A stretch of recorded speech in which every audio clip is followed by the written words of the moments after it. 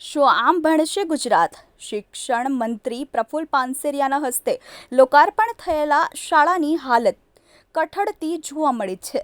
પાઠ્યપુસ્તકો વિના બાળકોનો અભ્યાસ અંધકાર તરફ ધકેલાઈ રહ્યો છે. 3 મહિના બાદ પણ બાળકો પાઠ્યપુસ્તક વિના ભણવા મજબૂર બન્યા છે. શિક્ષણ મંત્રીના વિસ્તારમાં બાળકો ભગવાન ભરોસે ભણવા મજબૂર થયા હોય તેમ લાગી રહ્યું છે.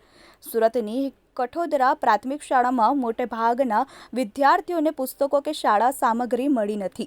નગરસેવક મહેશ અણઘણ અને નગર પ્રાથમિક શિક્ષણ સમિતિ સભ્ય રાકેશ હેરપરાએ કઠોદરા પ્રાથમિક શાળાની મુલાકાત દરમિયાન વિદ્યાર્થીઓ સાથે વાત કરતા માલુમ પડ્યું કે લગભગ 100 જેટલા વિદ્યાર્થીઓ પુસ્તક વગર અભ્યાસ કરી રહ્યા છે. આ જાણી તેઓ પણ ચોંકી ગયા હતા. કેમેરામેન હકીમ શેખ સાથે વસીમ હાસમીનો રિપોર્ટ, આઝાદ ન્યૂઝ, સુરત.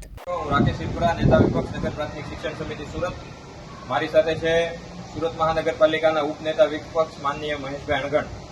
આજરોજ કેટલાક વાલીઓ દ્વારા માનનીય મહેશભાઈને જાણકારી આપવામાં આવી કે શિક્ષણ મંત્રીના વિસ્તારમાં આવેલી આ કઠોદરા પ્રાથમિક શાળામાં શાળા શરૂ થઈ ગયા અને 3 મહિનાથી પણ વધુ જેટલો સમય થઈ ગયો હોવા છતાંય પ્રથમ પહેલા બીજા ધોરણના અને અન્ય ધોરણના પણ નાના મોટા પહેલા બીજા ધોરણમાં ખૂબ મોટા પ્રમાણમાં અને અન્ય ધોરણમાં નાના મોટા પ્રમાણમાં પાઠ્યપુસ્તકોની અછત છે. તો એના માટે અમે માનનીય મહેશભાઈની આગેવાનીમાં અહીંયા શાળા માટે ચેક કરવા માટે આવ્યા હતા. તો બાલવાટિકા પહેલા અને બીજા ધોરણમાં આ શિક્ષણ મંત્રીના વિસ્તારમાં ચાલતી શાળામાં 70 થી 80% બાળકો એવા મળી આવ્યા છે જેને હજુ સુધી 3 મહિના થયા છતાંય પાઠ્યપુસ્તકો નથી મળ્યા.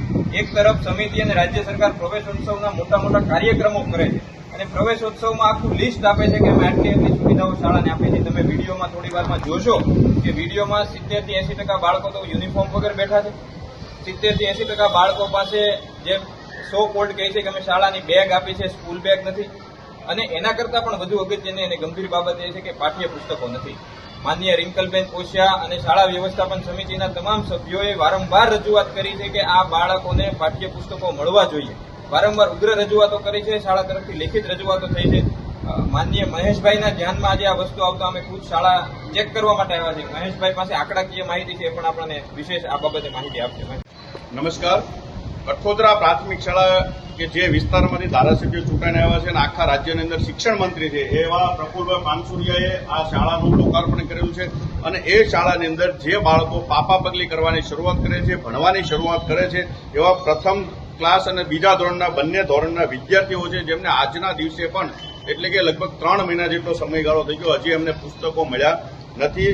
ગુજરાતી જે આપણી માતૃભાષા છે, જે ગુજરાતી ધોરણના 80 બાળકોને હજી આ શાળાની અંદર પુસ્તકો મળ્યા નથી. ગણિતના 80 અને ચિત્રપોથી એટલે કે 80 જેટલા બાળકો છે જેને કોઈ પણ જાતનું પુસ્તક જ મળ્યું નથી. પોતાના ઘરેથી પુસ્તકો, નોટબુકો લાવીને મજબૂર બન્યા છે. બીજા ધોરણની અંદર એવા 17 બાળકો છે જેમને એક પણ પુસ્તક હજી નથી મળ્યું.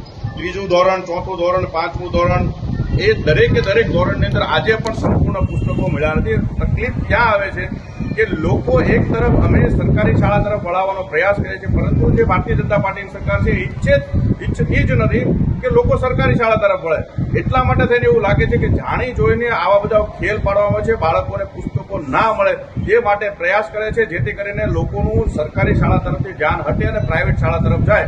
અને પ્રાઇવેટ શાળાઓ જો ચાલે તો મસ્ત મોટા કમિશનો આવા મંત્રીઓને અને ભારતીય જનતા પાર્ટીના શાસકોને મળતા રહે છે.